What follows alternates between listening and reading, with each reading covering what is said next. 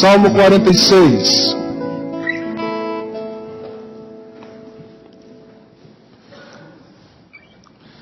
Esse salmo me lembra a minha bisavó, por um motivo muito simples. Além dela a ter amado muito as palavras desse salmo, quando eu estava na fase ainda de alfabetização, ela que tinha muita dificuldade de ler, ela me pedia então para ler esse salmo para ela. Então daí, essa lembrança gostosa, prazerosa, lá de trás, que traz em si conforto, só não traz mais conforto do que as próprias palavras do salmo que nós vamos ler. De vez em quando é meio perigoso esse negócio de pôr criança em fase de alfabetização para ler a Bíblia, para um adulto. Lá em Bela Vista mesmo aconteceu uma coisa quase que lúdica. Não é? Um pastor que tinha muita dificuldade de ler, pediu então para o filho: olha, meu filho, lê aí para mim, né? Lê aí em Provérbios alguma coisa que eu preciso pregar. E saiu dessa leitura do menino, né, o sermão, A Mulher Sabiá. Mas peraí, pastor, onde que acharam a mulher sabiá na Bíblia? É porque o menino ainda gaguejando foi falar sobre a mulher sabiá. E aí, para completar ainda a frase, o pastor disse: a mulher sabiá é aquela que fica em casa. Porque o menino, com dificuldade de ler, o pastor então entendeu, né, que a mulher sábia edifica a sua casa, virou isso daí. Então, algumas coisas são complicadas. Espero que quando eu tenha lido para minha bisavó, ela tenha entendido correto em relação ao Salmo 46. Diz assim então a Escritura: Deus é o nosso refúgio, a nossa fortaleza, o auxílio sempre presente na adversidade. Por isso não temeremos, ainda que a terra trema e os montes afundem no coração do mar, ainda que estrondem as suas águas turbulentas e os montes sejam sacudidos pela sua fúria. Há um rio cujos canais alegram a cidade de Deus, o santo lugar onde habita o Altíssimo. Deus nela está, não será abalada. Deus vem em seu auxílio desde o romper da manhã. Nações se agitam, reinos se abalam. Ele ergue a voz e a terra se derrete. O Senhor dos exércitos está conosco. O Deus de Jacó é a nossa torre segura. Venham, vejam as obras do Senhor, seus feitos estarrecedores na terra. Ele dá fim às guerras até os confins da terra. Quebra o arco e despedaça a lança. Destrói os escudos com fogo. Parem de lutar, saibam que eu sou Deus. Serei exaltado entre as nações, serei exaltado na terra. O Senhor dos exércitos está conosco. O Deus de Jacó é a nossa torre segura. Como Deus age em meio às nossas tribulações? Onde Deus está quando nós somos tomados pelo sofrimento, pela guerra, pelo pavor, pelas inquietações da vida, pelas circunstâncias ordinárias difíceis que fazem parte do cotidiano, a pressão no trânsito, a luta financeira para se manter os nossos projetos. E quando Ele está, quando também o extraordinário, o caos se instala. É interessante que quando houve, há alguns anos atrás, um grande tsunami afetando principalmente a região da Ásia, muita gente questionou a existência de Deus e a presença de Deus na história humana. Se Deus existe, como que 300 mil pessoas morrem a partir de um evento natural, né, um terremoto, um tsunami? Se Ele existisse, como nós podemos dizer então que Ele seja bom? Se acontece isso com as pessoas, com o mundo, com as nações. É interessante que o texto que nós lemos, ele nos convida justamente a ver quem é Deus, atrás de tudo aquilo que possa nos abalar e possa de algum modo nos afetar. Esse texto nos convida a vermos o caráter de Deus ao redor das circunstâncias e percebermos quem Ele é. Porque o texto nos diz que Deus é o nosso refúgio e fortaleza, o socorro bem presente nas tribulações, mas ele não nega que os montes podem se abalar, as águas podem espumar, a violência da natureza pode nos alcançar, como também um pouco mais abaixo, ele fala de nações que estão em ebulição, povos que estão em guerra, e que isso pode de fato nos afetar. Nós brasileiros gostamos de contar vantagem em relação a muitos outros povos, de que nós somos um povo de paz. E de fato, em relação aos outros povos, a guerra está tão distante do nosso imaginário, por exemplo, a guerra do Paraguai e outras disputas que houveram, que nós nos sentimos um povo que nunca esteve em guerra. Ou pelo menos a nossa geração se sente assim. Contudo, morre mais gente pela violência nas nossas cidades do que, por exemplo, na guerra do Iraque. Morre mais gente no trânsito das nossas cidades do que morre gente em muitas guerras e conflitos graves e sérios que acontecem por aí.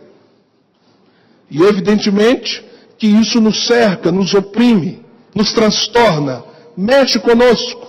Mas então onde está Deus? E como Deus age, não obstante todas essas realidades que estão aí, que nos cercam e que em algum sentido nos afetam? O mais extraordinário quando nós lemos esse texto é que a primeira coisa que a gente descobre como resposta a isso é que Deus está presente em todas as circunstâncias. Todas as circunstâncias. Veja o que o Salmo diz: Deus é o nosso refúgio e a nossa fortaleza, auxílio sempre, sempre presente na adversidade. Deus não se omite, Deus não se ausenta, Deus não se mantém longe diante das adversidades e lutas pelas quais nós passamos.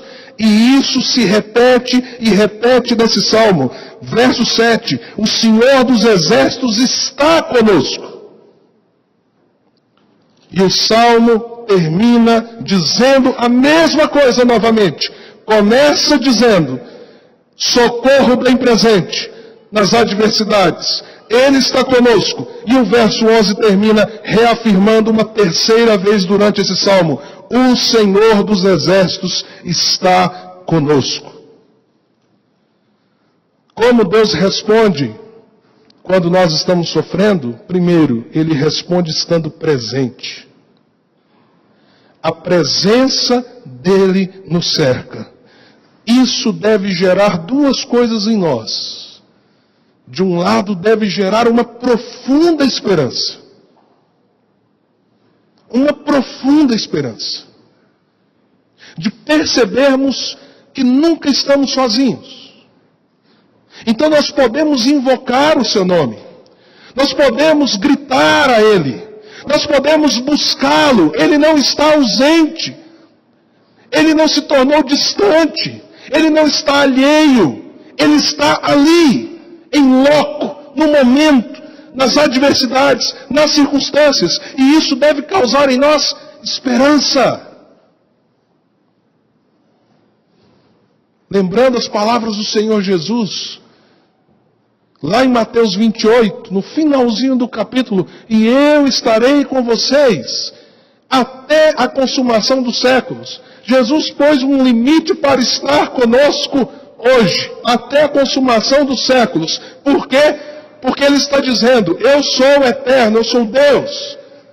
Eu estou vindo até você. Eu estou com você na realidade do tempo e do espaço, do mundo onde você vive. Na sua geração, em meio às suas realidades pessoais e particulares. Mas no fim dos tempos, quando os séculos forem consumados, você estará comigo.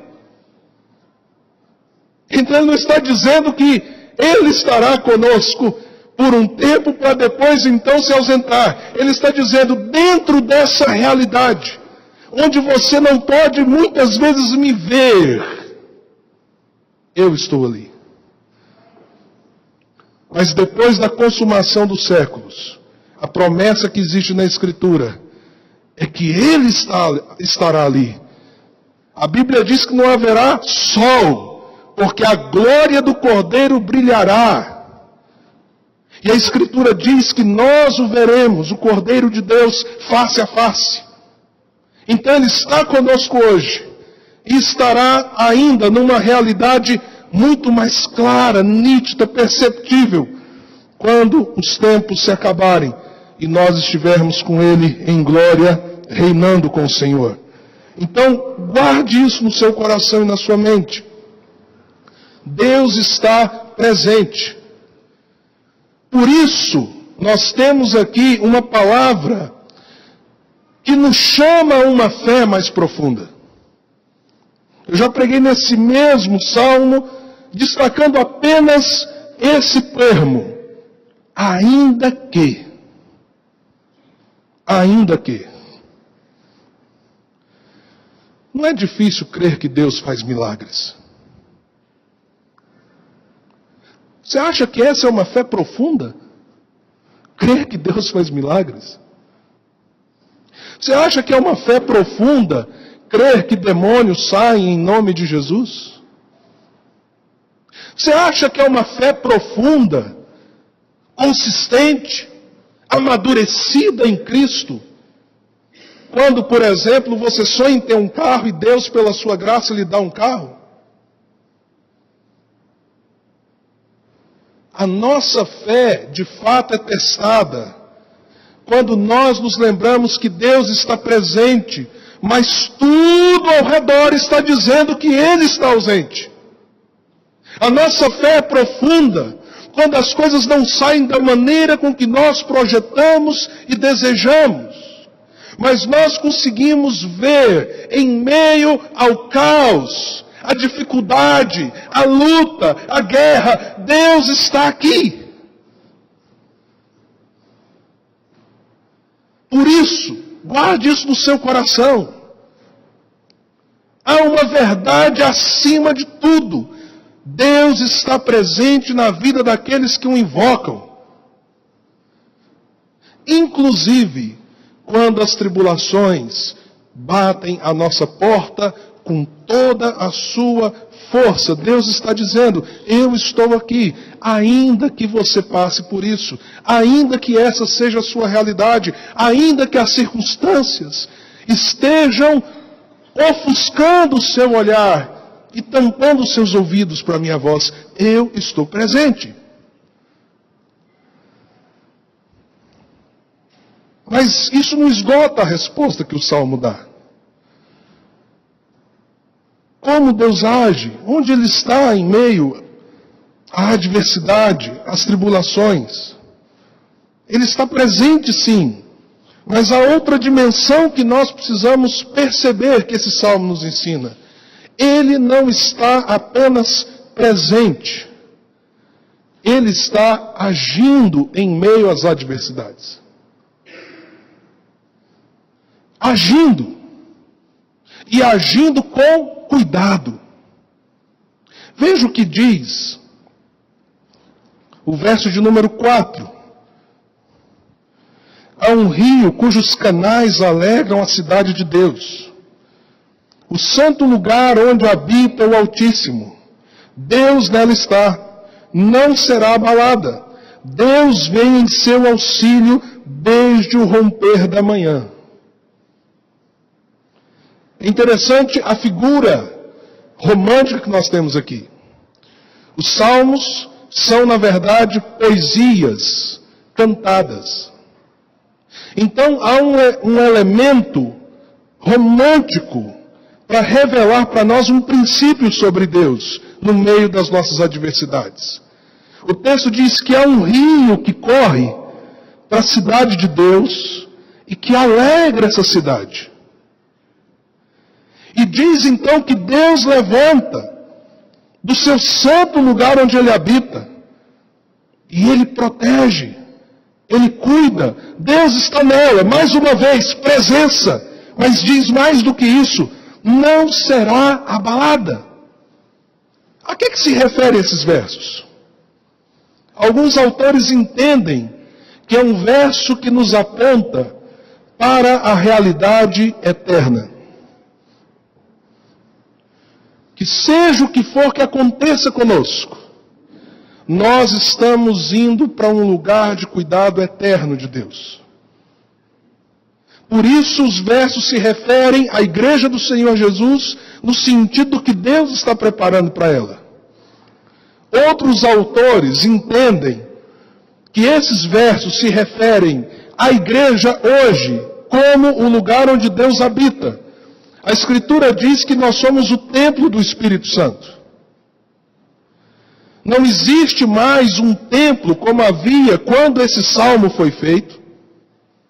Um templo físico onde Deus está comprometido a estar lá dentro. No sentido de ser o Senhor e abençoador daquele lugar. O templo não existe mais. E o Santo dos Santos, que era uma expressão da presença de Deus, não existe mais nos termos do Velho Testamento. Porque o Santo dos Santos é a vida daquele que teme e anda com Jesus. O Santo dos Santos é o povo que ama a Deus. Então alguns entendem que esses versos sinalizam para a realidade presente. Eu entendo que as duas coisas se casam nesses versículos. É o Deus que cuida da sua igreja triunfante. Você sabe o que é a igreja triunfante? São os nossos irmãos e irmãs, as pessoas que crendo em Jesus, no decorrer das eras, dos séculos, morreram e estão com Cristo. Nós não cremos que o cristão, quando morre, fica adormecido na terra, esperando Jesus voltar. Isso não é bíblico. Nós cremos que aquele que está em Cristo está reinando com Ele. E essa multidão de gente que já morreu, que não está mais entre nós, mas que foram pessoas que amaram a Jesus e viveram para Jesus, nós cremos à luz da palavra de Deus que eles estão reinando. Inclusive lá em Apocalipse a Bíblia diz o seguinte, que aqueles que foram decapitados por causa da sua fé, imagine, coisa que está acontecendo hoje, por exemplo, no Iraque e na Síria. Aqueles que foram decapitados por causa da sua fé, chegam diante do trono dizendo, até quando, Senhor, o Senhor não julgará o nosso sangue derramado? Como gente decapitada por causa da fé chegaria diante do trono de Deus se tivesse adormecido debaixo da terra? Como Elias e Moisés se apresentaram no Monte da Transfiguração, quando aquela janela da eternidade se conectou com o nosso mundo, com a nossa realidade, e eles estavam ali no Monte da Transfiguração com Jesus, falando sobre o que Jesus teria que passar. Mas ao mesmo tempo, em meio a todas as adversidades, às quais esses irmãos e irmãs não estão mais submetidos, porque estão reinando com Cristo, mas que nós estamos, porque ainda estamos nesse mundo, apesar de todas essas coisas, há um rio.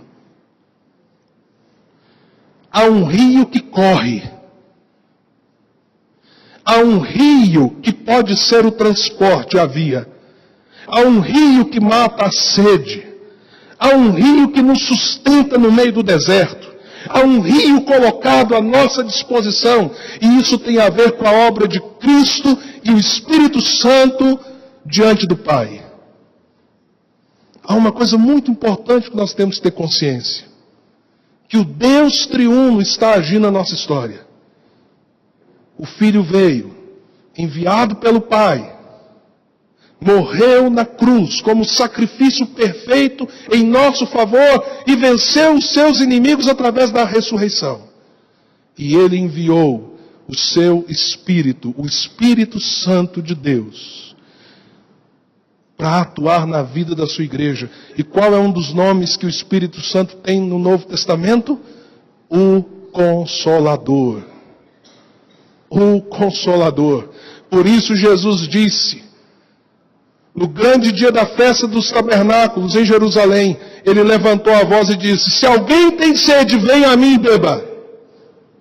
E se alguém beber de mim, ele não só terá a sua sede saciada, mas dele fluirão rios de água viva. Essa é a obra do Espírito Santo hoje, no nosso tempo, na nossa trajetória de vida. E diz o texto que Deus se levanta todo dia em favor da sua cidade, em favor do seu povo, em favor daqueles que confiam nele. Então Deus está agindo.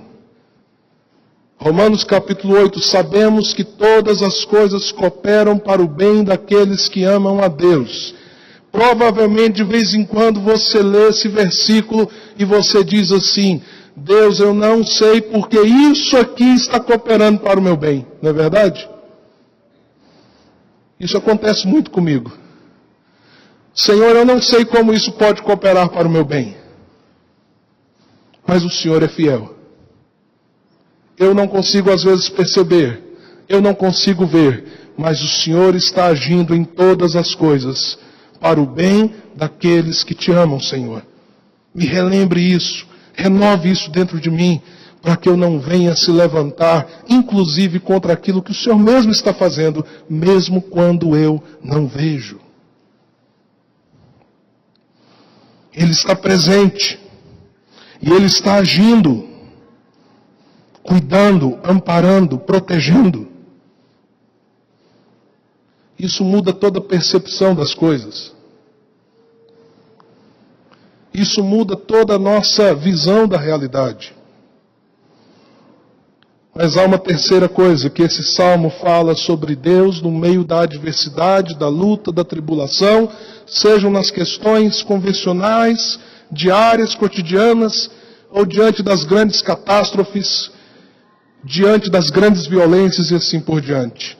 Deus não apenas está presente, Deus não apenas age com cuidado sobre nós, mas Deus está governando a história. Ele não é passivo. Ele não está à distância. Deus não fez assim. Gerou a humanidade. E por causa do pecado, então, ele se ausentou e disse: olha, não contem com a minha presença. Deus está agindo como soberano sobre todas as coisas, como Ele é e sempre foi. Olha o que o texto nos diz, coisa maravilhosa. Depois de falar do cuidado, de como Ele se levanta, de como Ele cuida do seu povo, da sua cidade, da sua igreja, o verso 6 diz assim: nações se agitam, reinos se abalam. Parece uma confusão só, não é? O secretário de Estado dos Estados Unidos está há vários dias tentando costurar um acordo. Já conseguiu reunir 10 nações para tentar acabar com um grupo chamado Estado Islâmico, que está dominando uma região do Oriente, na Síria e no Iraque. A Ucrânia está vivendo um momento de profunda confusão política e social. Um grupo querendo voltar a Ucrânia a ser parte da União Soviética. Um outro grupo querendo permanecer livre. E gente do mesmo país está se matando. Na África, há guerras tribais, em algumas situações, escravizando meninas de 10 anos, 11 anos, colocando armas nas mãos de crianças, de homens, tornando eles soldados ainda crianças, e no meio da miséria, da fome, da escassez de quase tudo. Então, quando a Bíblia diz que as nações se agitam e os reinos se abalam, a Bíblia não está sendo só coerente com a realidade. A Bíblia está nos informando que Deus sabe disso tudo. Deus tem ciência disso tudo. E aí o versículo continua dizendo: Ele ergue a voz, e a terra derrete. Há coisas que estão acontecendo na história, que Deus está intervindo de modo direto, e nós talvez não estejamos vendo. E as situações que os povos passam não estão fora do seu conhecimento e do seu poder soberano. Sabemos que o mundo está em rebelião contra Deus. Sabemos que a maior causa do mal em todas as nossas sociedades é justamente o fato de que a humanidade virou as costas para Deus. É interessante porque a maioria dos homens se levantam e dizem assim: se Deus existe, por que o mundo está desse jeito? Mas justamente a maioria dos seres humanos não param para pensar: se nós fôssemos submissos a Deus, como estaríamos? Porque o estado de relação do homem, de um modo geral, do ser humano de um modo geral, com Deus, é de guerra, é de altivez.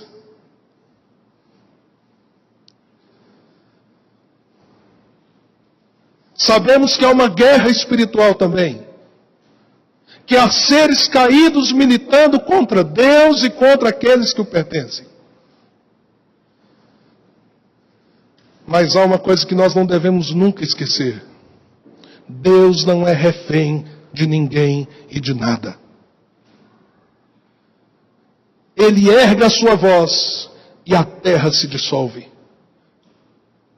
A Escritura diz: basta um sopro da sua boca e todos os seus inimigos caem por terra. A Escritura nos diz que Ele tem o direito da vida e da morte. A Escritura também nos fala que apesar de toda a rebelião humana, Ele enviou o tratado de paz, Ele enviou a carta de paz, Ele enviou aquele que foi o seu embaixador. Lembra da história daqueles trabalhadores cujo homem fez uma videira, deixou com os servos, ele mandou então um funcionário seu. Os trabalhadores da videira bateram no funcionário e falaram assim: olha, suma daqui, agora isso aqui tudo é nosso. Ele mandou então um outro servo, eles bateram, espancaram o servo e falaram assim: não apareça aqui, isso aqui é nosso. Então o senhor daquela vinha enviou o próprio filho, dizendo: não, mas o meu filho, eles vão respeitar, porque o meu filho é dono. E Jesus disse: e aqueles trabalhadores mataram o filho do dono da vinha. Essa é a relação da humanidade para com Deus. Mas ao morrer, a morte do dono da vinha não veio para nos destruir, mas veio para nos salvar.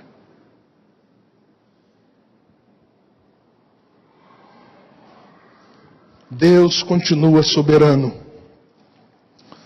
E Ele nos convida. Verso 8. Venham, vejam as obras do Senhor, seus feitos estarrecedores na terra. Ele dá fim às guerras até os confins da terra, quebra o arco e o despedaça a lança, destrói os escudos com fogo. Ou seja, Deus governa. Por mais que pareça que o caos esteja estabelecido e que a história humana está perdida, há uma história sendo construída por Deus. E as coisas estão indo na direção de um dia que a palavra de Deus chama de o grande dia do Senhor. Quando Cristo virá e nós veremos o descortinar da história diante de nós, como Deus agiu em todo o tempo e em todas as gerações.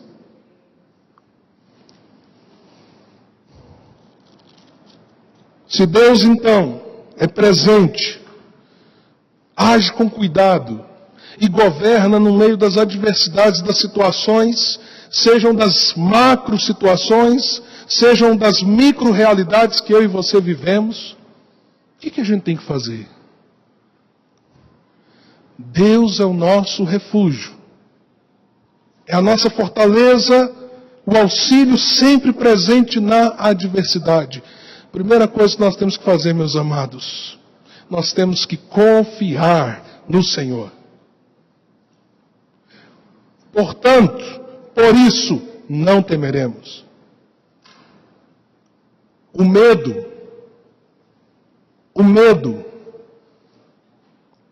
é um sinal de que nós ainda temos receio se de fato Deus poderá sim estar presente, se Deus de fato irá cuidar, se Deus de fato continua governando quando as coisas ruins acontecem. Nós precisamos confiar no Senhor. Nós precisamos fazer algo que o Guto disse aqui agorinha, que ele tem muita dificuldade de fazer. E eu fiquei assim preocupado com você, Guto, porque quase nenhum de nós aqui tem essa dificuldade. Que hipocrisia, né? Todos nós temos essa dificuldade. Olha o que Deus diz no verso 10, quando ele diz assim, gente, eu sou soberano, as nações estão agitadas, basta uma palavra minha para as nações. Eu quebro o arco, eu despedaço a lança. E aí o que ele diz então? Parem de lutar. Parem de lutar. Para quem ele está dizendo isso? Está dizendo para aqueles que temem o nome dele, para aqueles que confiam nele. Pare, para. Eu sou Senhor. Eu estou presente, eu estou cuidando, e eu não deixei de governar sobre as coisas, sobre as situações. Na versão revista atualizada, a palavra é aquietai-vos e sabei que eu sou Deus. O que isso significa para nós de um modo muito claro, irmãos? Que diante das adversidades, diante das oposições, diante das incompreensões, diante das guerras, ao invés de pegar a espada, ao invés de pegar os recursos que achamos que temos, e então se levantar e dizer, Deus, estou indo, luta aí, Senhor, me abençoe, eu estou indo. Deus está dizendo assim, pare.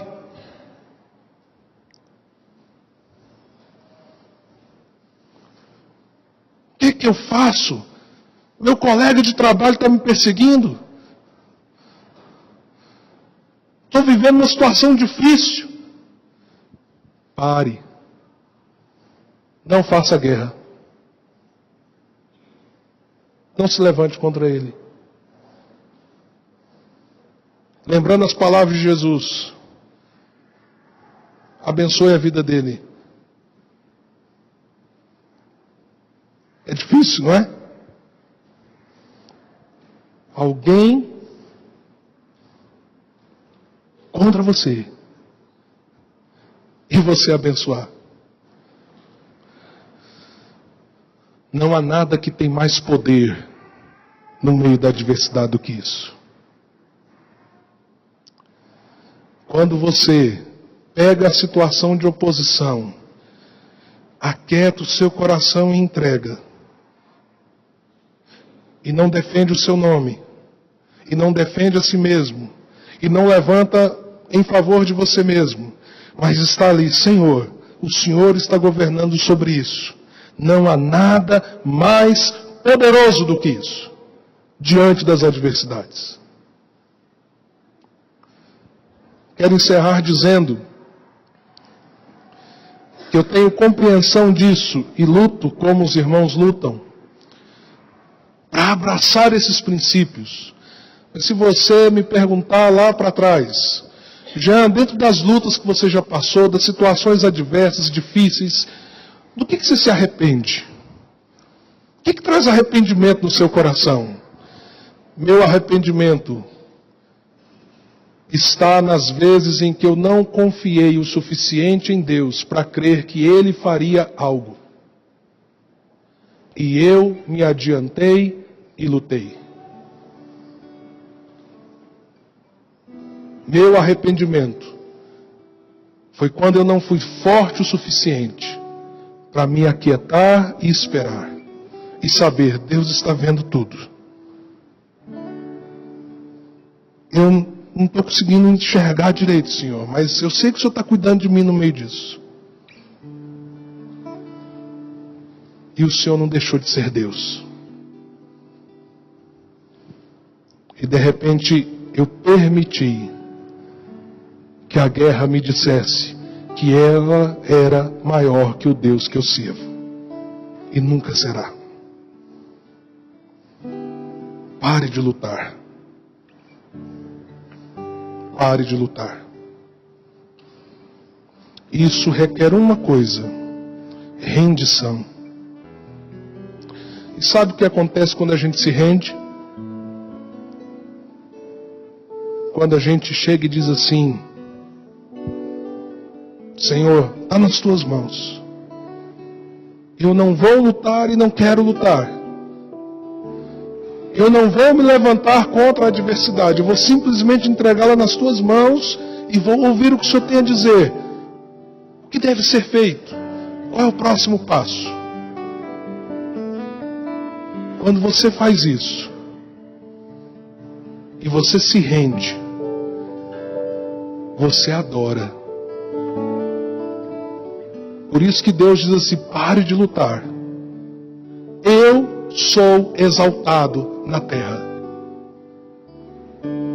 Um adorador é alguém que se rendeu. Um adorador é alguém que disse: o Senhor é maior do que tudo. O Senhor é maior do que eu mesmo. O Senhor é maior do que a minha adversidade. O Senhor é maior do que a história humana. O Senhor governa sobre tudo, Senhor. E eu me rendo. Esse é o convite de Deus nessa noite. Está ali o Eric, que esses dias atrás passou por um acidente de trabalho que poderia ceifar a vida dele. O Senhor é o nosso refúgio e fortaleza. O Senhor é o socorro bem presente nas tribulações, ainda que aconteça um acidente de trabalho.